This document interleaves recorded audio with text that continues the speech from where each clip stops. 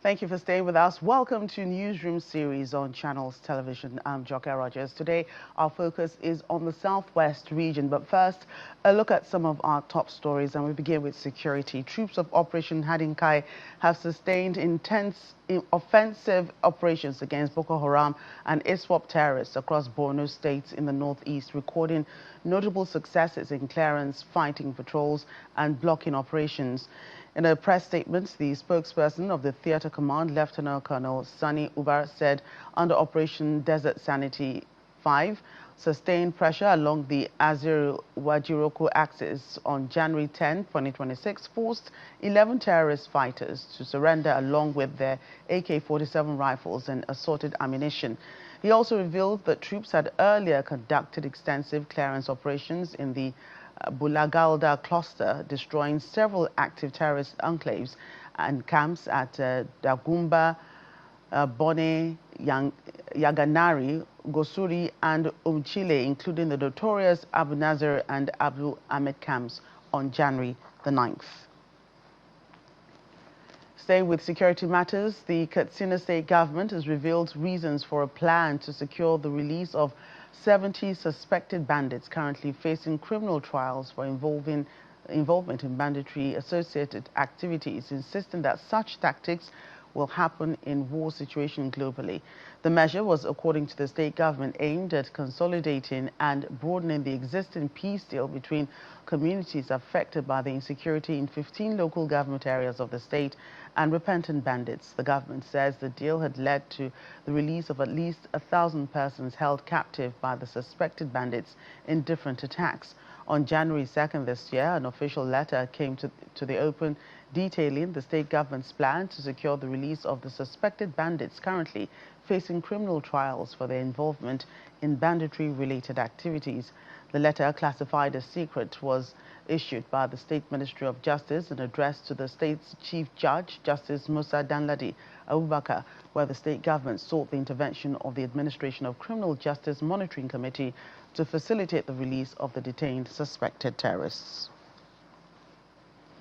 And police in Kaduna State have arrested 4 bandits in Chikun local government area of Kaduna State, recovering 65 Russell cows in their possession.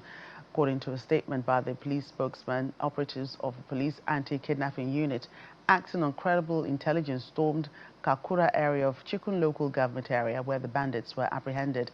Preliminary investigation showed that the suspects, who are cattle rearers, confessed that the cows were brought to them by one Kiauta of Izua, a suspected bandit who is currently at large.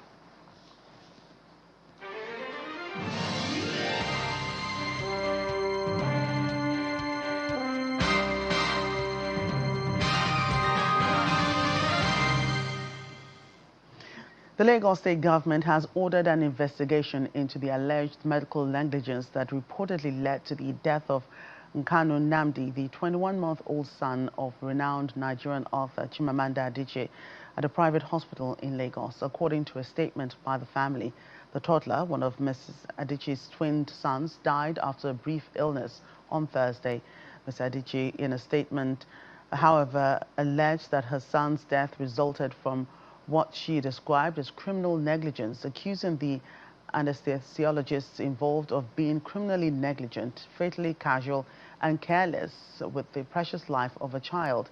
Meanwhile, the Lagos State government said it had been formally notified of the deeply distressing report concerning the tragic death of the son following a medical incident at the private facility on January 6th. In a statement signed by the Special Advisor to Governor Babajide Sanwo-Olu on Health, Dr. Kemi Oguniemi, the state government expressed its condolences to the author and her family, describing the death of the child as a profound tragedy. Your state governor, Seyi Makinde, says his administration will soon unveil a comprehensive development roadmap for 2027 and beyond before the end of the year, reaffirming his commitment to sustained growth and long-term planning for the state. Governor Makinde made this known during a special service in Oluyole, Ibadan, where he led members of the State Executive Council and other top government functionaries to thank God for the last year and commit the affairs of the state onto his hands.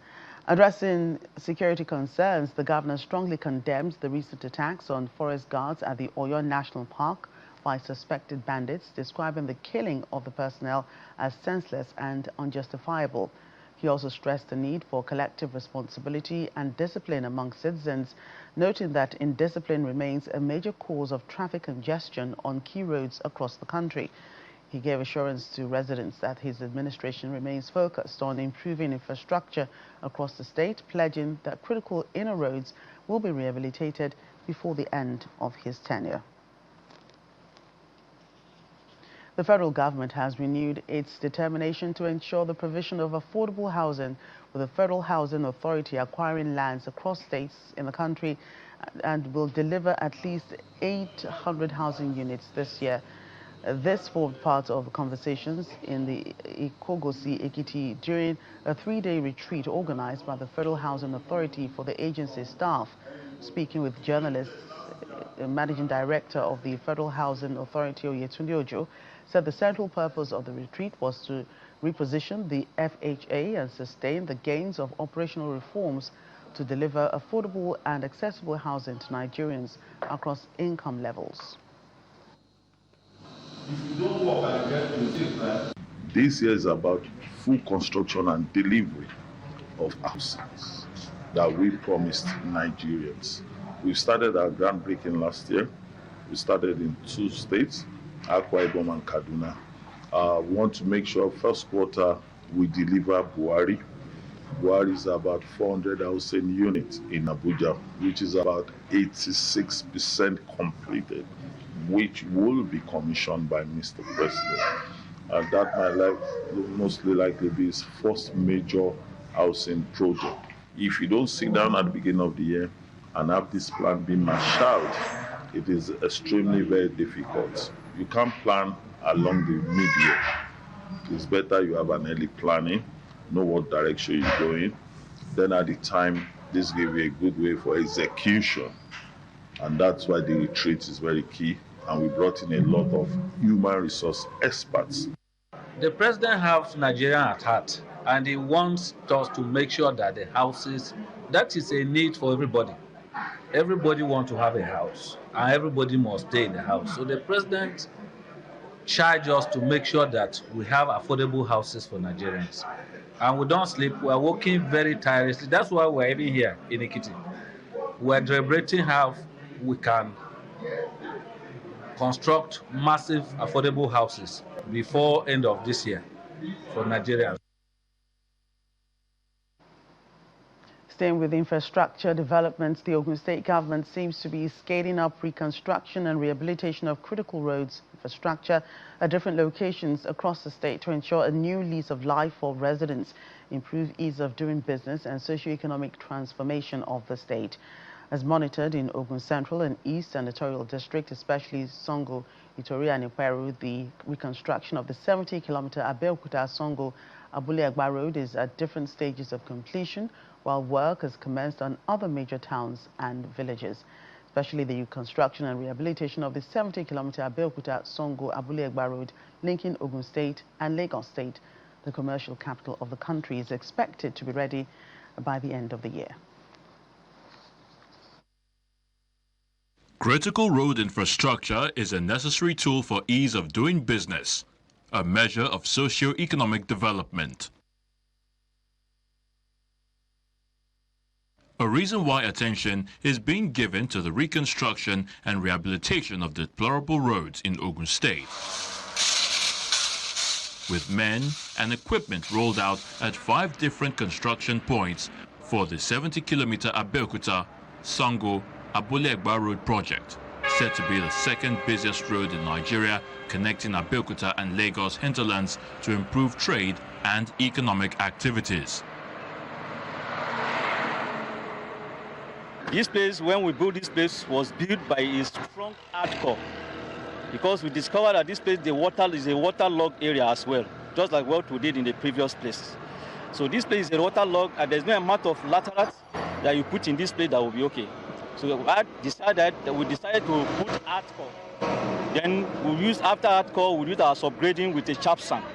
After the sharp sand, we have to do a cement stabilization.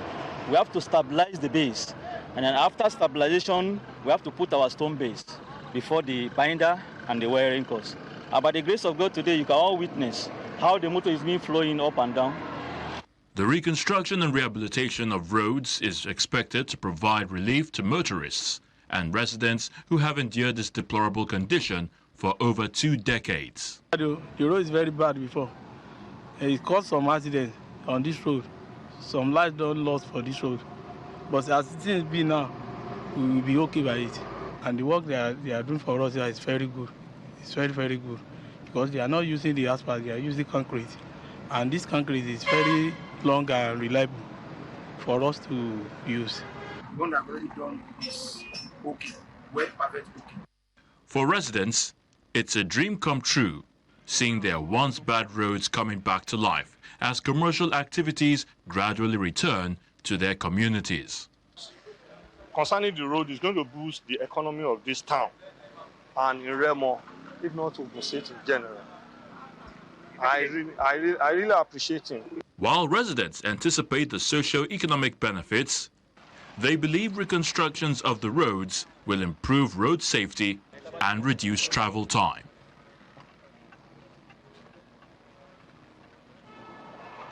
Politics, a former governor of Ogun State and senator representing Ogun East Senatorial District, Winga Daniel, has admonished members of the All Progressives Congress across the state to avail themselves the opportunity of the ongoing e-registration to revalidate their membership of the party and register as the case may be.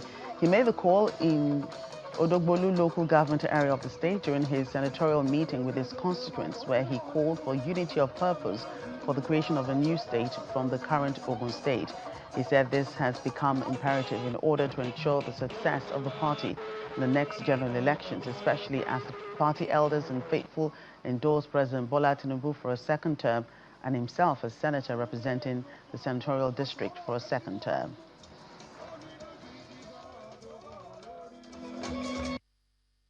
The e-registration of our party has now commenced. I want to beg of you, young people, old men, women, you must take full advantage of this opportunity. Go and register and become full members of the party so that you can actively support Asiwaju Bola Ahmed Tinubu and our own senatorial bid for re-election. Please visit your party work secretariat starting next week to complete your registration. Since we formally launched this movement in September 2025 at Igode in Shagamu, this Odogbolu tour marks number 7 in this series of engagement over the past few months. This movement supports Bola Ahmed Tinubu and Otunba Winga Daniel.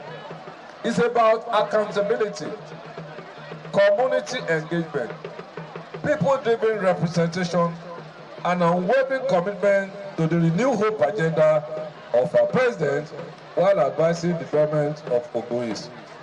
In closing, I want to thank you most sincerely.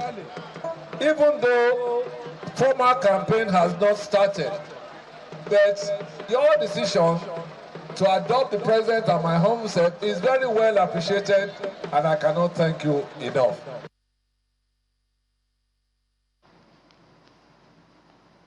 When we come back on Newsroom series, we'll have more party politics. Details soon. Please stay with us.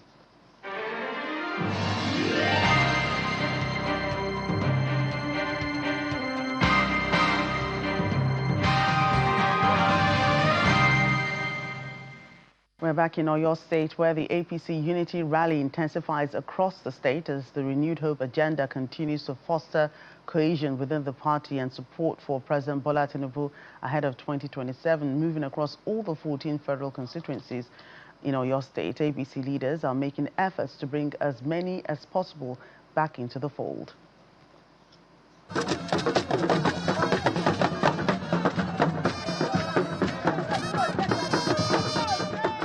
The APC Unity Rally opens up in Iseyin, the gateway to Okiogun axis of Oyo State, where the APC receives a major boost.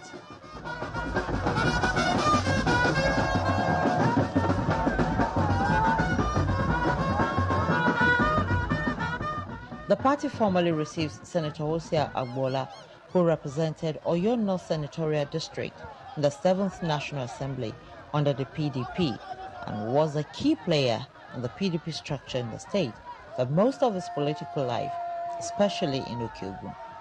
He says President Bola Tinubu's ongoing reforms made the decision to leave the PDP in 2025 easy for him. This is the sole party in this country that can save this country from all this mess. So I advise everybody, this state, to align with APC. When Senator Agbola came to see me, he pointed the main reason for coming is the performance of the president. What I met him, that's what he said. Honestly, that's what he said. You know, and I said, "What do you mean? How do you mean?" He said, "If you look at the country 12 months ago, and now we now have stable macroeconomic. You see, the prices are coming down." This is what he said.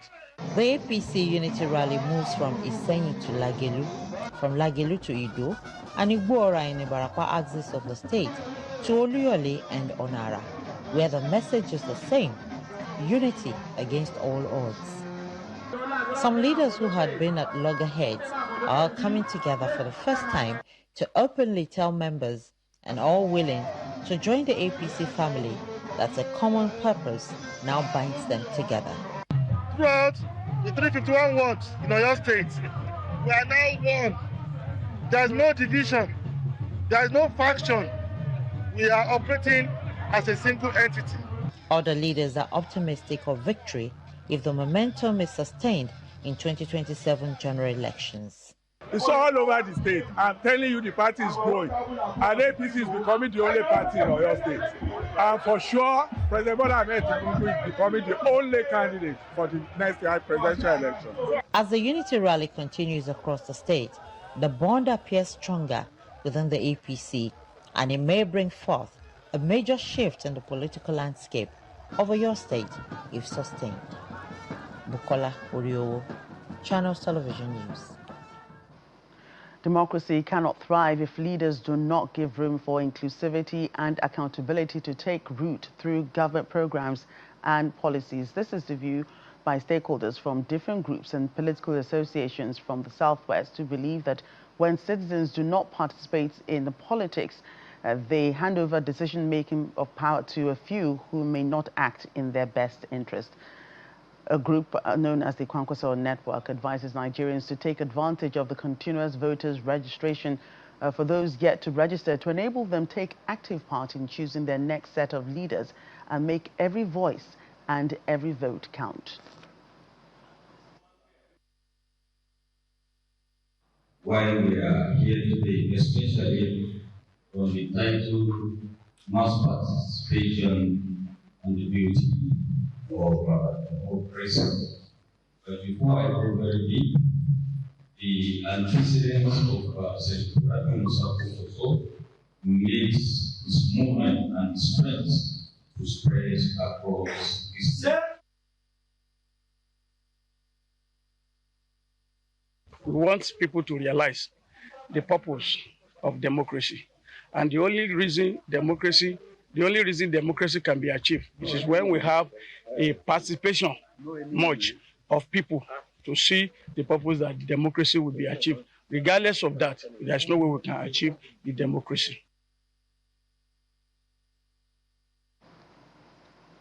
The senator representing Lagos West Senatorial District, Idiat Adebule, has empowered 1,000 residents drawn from her constituency with working tools to make them financially independent.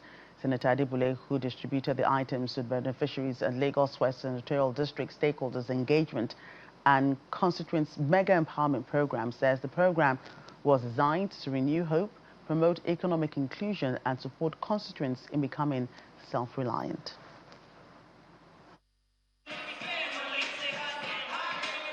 The Blue Roof, Agidingbi Ikeja, is the venue for the distribution of working tools such as hair dryers, electric barbing clippers with generators, freezers, catering equipment, among other items, all provided by the senator representing Lagos West Senatorial District, Idiat Adebule, to support those in her constituency. At the party level, let me also recognize our own DDG1. 1,000 beneficiaries have been drawn from 28 local government area and local council development areas of Lagos West Senatorial District for the mega empowerment program that will make them financially stable. I urge you all to make good use of it.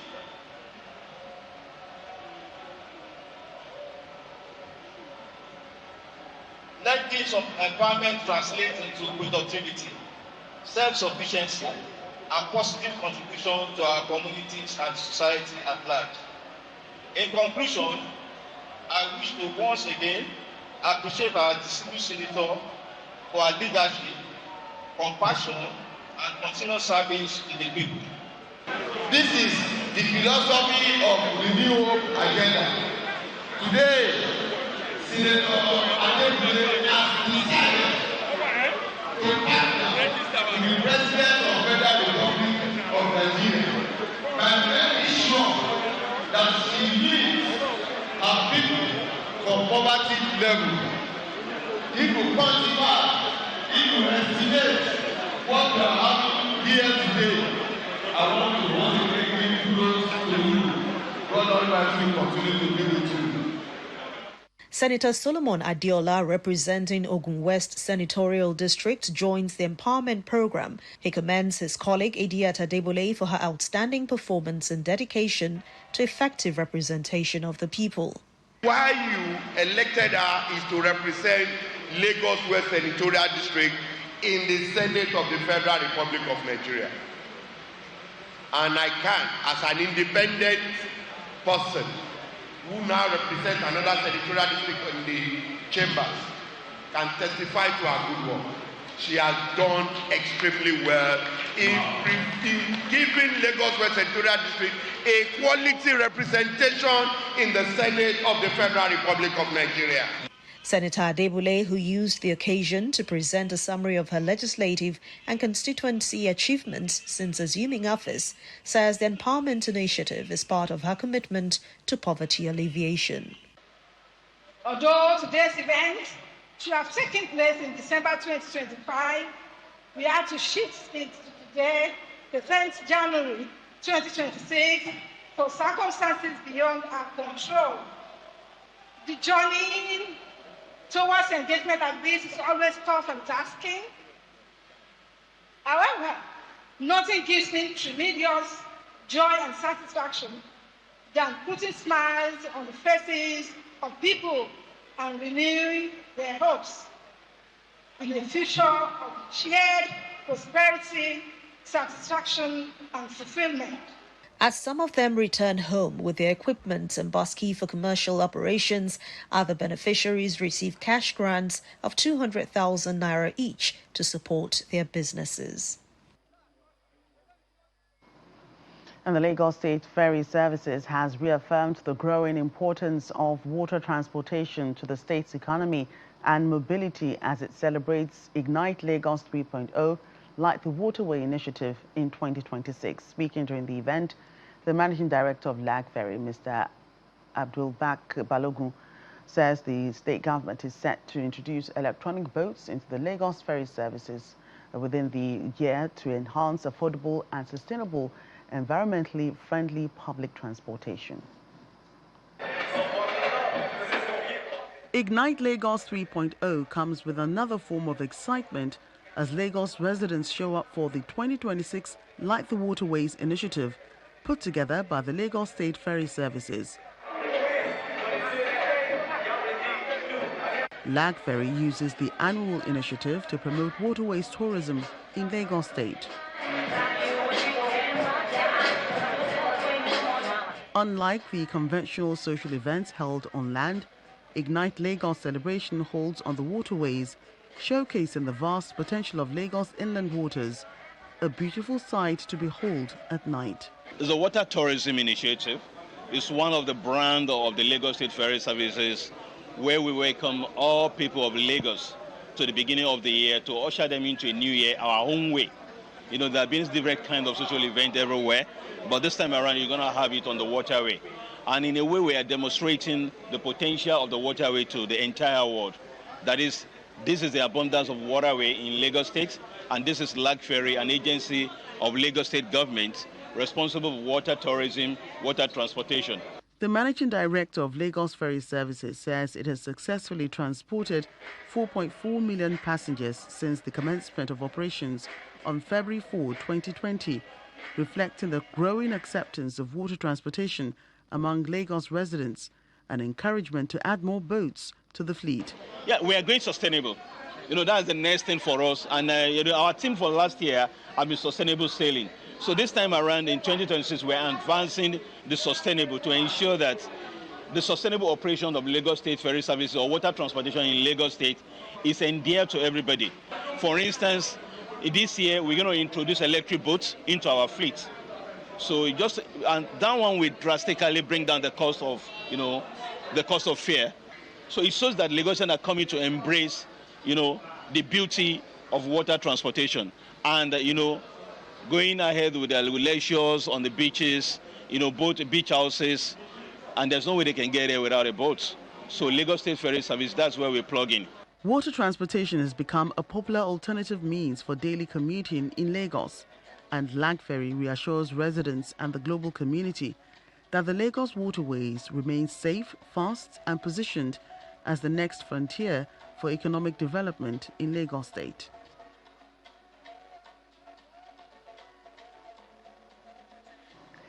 That's our program today. Thank you for watching. I'm Joke Rogers.